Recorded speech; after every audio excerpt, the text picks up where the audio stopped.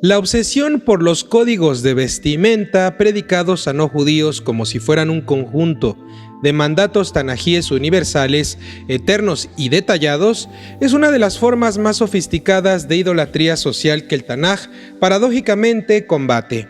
La idolatría del control simbólico, porque el vestido en toda cultura funciona como frontera visible, y quien controla la frontera visible controla la reputación, la pertenencia, la vergüenza y también el acceso. Por eso, cuando una tradición posterior tomó pasukim específicos de la Torá y los transformó en un sistema universal de uniformes morales para toda la humanidad, lo que suele estar ocurriendo no es fidelidad al Tanaj ni fidelidad a Hashem, sino apropiación de su autoridad para administrar cuerpos ajenos. El Tanaj sí habla de ropa, de textiles, de signos, de desnudez, de vergüenza y también legisla ciertos elementos de indumentaria, pero lo hace en marcos concretos y específicos, con destinatarios definidos y propósitos específicos: la identidad nacional, la separación de prácticas idolátricas, las señales de pacto y el orden social dentro de Israel. El Tanaj no formula un dress code, un código de vestimenta universal detallado para todas las naciones, y donde el Tanaj sí regula con modestia, con el léxico de tzniut, lo hace más por conductas y por simbolismos de humildad que por centímetros y telas, y lo hace dentro del marco del Pacto de Israel, no como una política global. Este tema, por lo tanto, exige la misma metodología que hemos llevado a lo largo de las clases: ubicar los textos y preguntarnos a quién se le está hablando, identificar si es ley o narrativa, distinguir señal particular de principio moral general y evitar la trampa de convertir cultura en mandamiento. El Tanaj legisla textiles de manera explícita en al menos 2 lugares que suelen ser usados para códigos universales indiscriminadamente. Primero, la prohibición de mezclar lana y lino, esto conocida en hebreo como shatnez, la mezcla de fibras, en el Sefer Devarim capítulo 22 verso 11, y el mandato de colocar flecos en las esquinas de el vestido, conocidos como tzitzit, y emana de Bamidbar capítulo 15 verso 38 y 40 y Devarim capítulo 22 verso 12. Pero ambos textos, por definición textual, son señales exclusivas dentro del régimen de Israel, no para la humanidad. El texto de Bamidbar dice claramente: habla a los hijos de Israel y les dirás que hagan tzitzit, para que recuerden y hagan todos mis mandamientos. Es decir, el propio pasuk da el destinatario. Yo no sé por qué lo andan copiando. Dice Benei Israel, y también manda un propósito, que es recordar los mandamientos. Convertir tzitzit en una obligación universal de vestimenta para los no judíos desde el Tanaj es borrar el sujeto explícito y caer en una terquedad y necedad. El Tanaj no lo formula como mandato para toda carne ni a todas las naciones. Lo formula como signo pedagógico para Israel dentro del pacto israelita. La catequesis o el mesianismo que universaliza tzitzit suele hacerlo para producir una estética de identidad o para controlar la pertenencia, pero el texto no legitima esa universalización. Es mentirse a sí mismo, porque es mentir acerca de tu identidad. Por favor, no lo hagan. La prohibición de shatnez también aparece en Devarim capítulo 22 verso 11. No vestirás mezcla de lana y lino juntos. Aquí nuevamente el contexto del capítulo es un bloque de mandatos dirigidos ¿a quién? A Israel, no a las naciones, con varios elementos de identidad como parte de Jukim, de estatutos que marcan separación. De hecho, el propio patrón de estos estatutos muestra que se trata de señales particulares. Junto a shatnez están tzitzit, que aparecen también como regulación de kilaim, de mezclas en semillas y animales, y mandatos domésticos. El propósito de estos estatutos en el Peshat es cultivar una conciencia ausencia de límites y separaciones, y posiblemente también evitar prácticas cultuales asociadas a los pueblos vecinos. Sin traer sistemas externos, basta observar el lenguaje literal. El Tanaj no dice esto es para todo ser humano, lo presenta como parte del código de Israel. Universalizarlo es convertir la identidad nacional israelita en moral universal, y eso es metodológicamente ilegítimo desde la regla del Tanaj.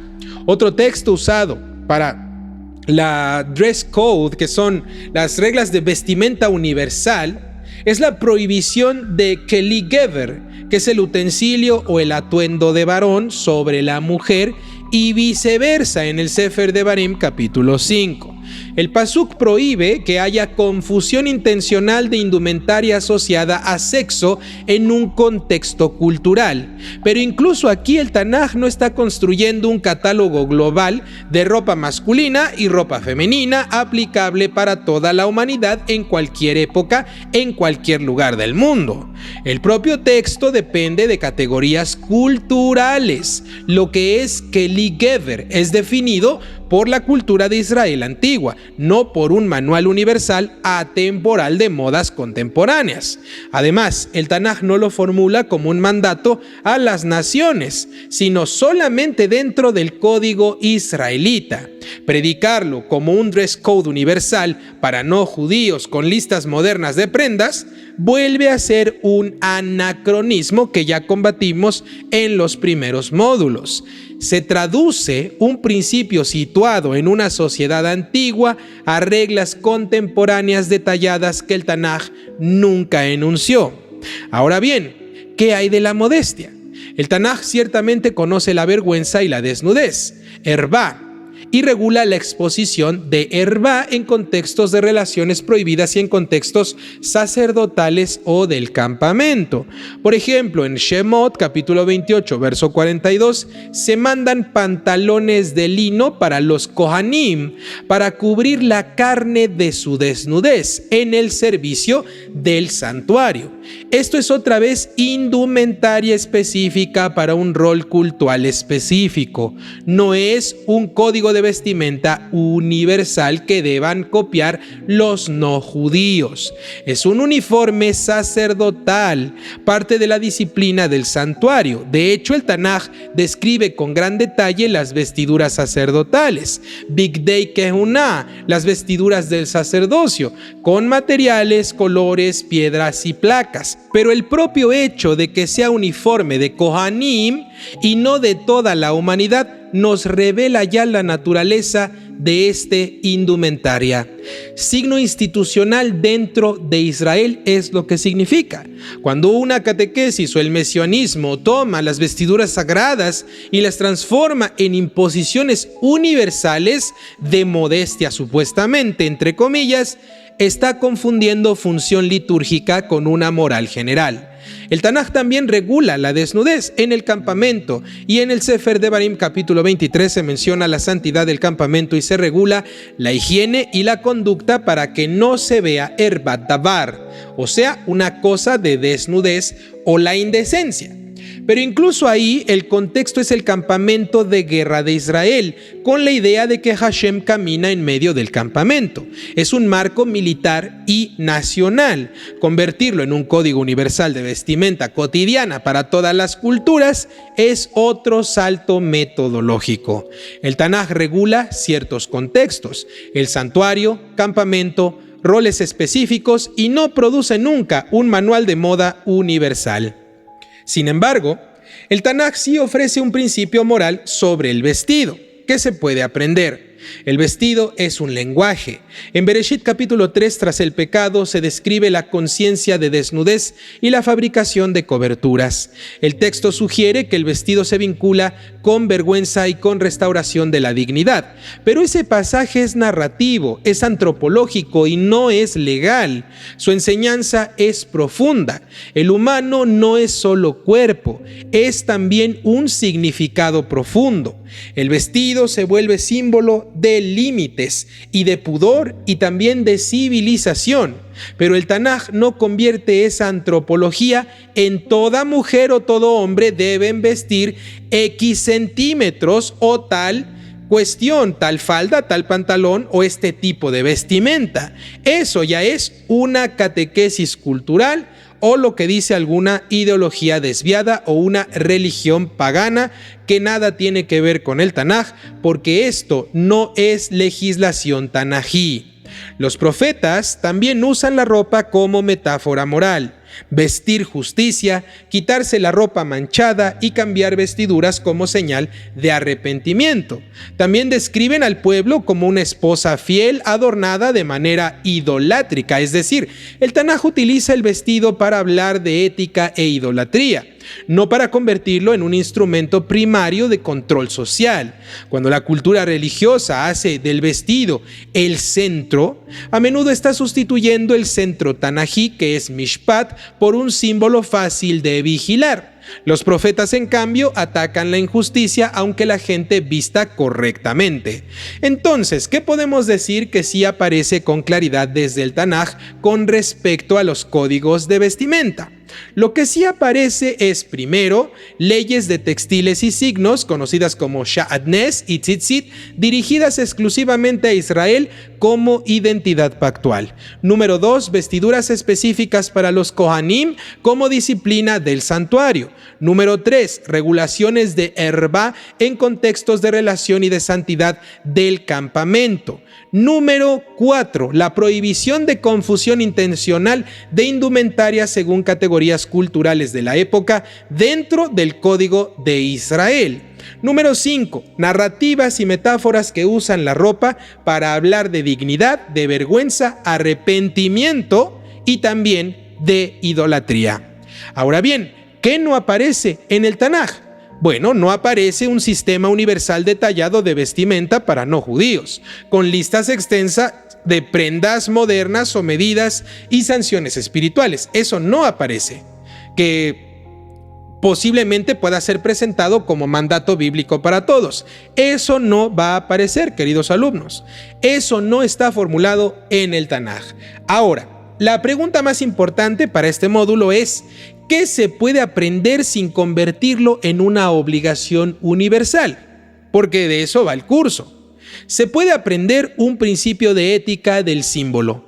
El cuerpo es portador de dignidad y la forma en que se presenta el cuerpo comunica algo muy importante. Se puede aprender que hay contextos donde el recato protege lo sagrado, el santuario, la comunidad o el espacio público. Se puede también aprender que el vestido puede ser instrumento de humildad, pero también de arrogancia, y que el Tanaj valora más la humildad que la ostentación. Se puede aprender también, sobre todo, que la santidad no es estética. El Tanaj no santifica las telas por sí mismas, santifica la conducta de la persona más allá de lo que se pretende poner encima. Por eso, cualquier modestia que se predique sin justicia es simplemente una máscara. El Tanaj, con su insistencia en el Mishpat, no permite que el vestido sustituya a la ética. Y aquí hay una crítica que el propio Tanaj sustenta. Cuando un líder religioso te exige uniformes y controla las telas y te dice que debes usar tzitzit y te dice que debes usar cierto uniforme, cierto talit y kipá, y las mujeres deben vestir así, como a él le gusta, pero este líder religioso tolera el chisme, tolera el fraude, humilla, oprime, permite los salarios retenidos y abusa del débil y te pide el diezmo, ese líder está haciendo exactamente lo que los profetas denunciaron: un culto y símbolo para encubrir su injusticia y su abominación. La obsesión por vestimentas suele ser un sustituto barato de la transformación moral, porque es visible y fácil de imponer. El Tanaj exige otra cosa más costosa: practicar la verdad, practicar la justicia y ser misericordiosos. El Tanaj no te viste para que te sientas superior, déjame decirte. Te viste para recordarte tus límites y también tu dignidad. Pero cuando la ropa se convierte en un látigo para poder dominar a los demás, deja de ser un símbolo y se vuelve un ídolo. El ídolo del control. El Tanaj te pide otra cosa: que no confundas señal con esencia, que no cambies el centro del pacto por un uniforme, que recuerdes que Sha'atnes y los Tzitzit cuando aparecen son señales exclusivas de Israel. Si no eres no judío, dentro de su marco no te lo pongas, no te disfraces, no crees cadenas universales para las naciones donde no las hay.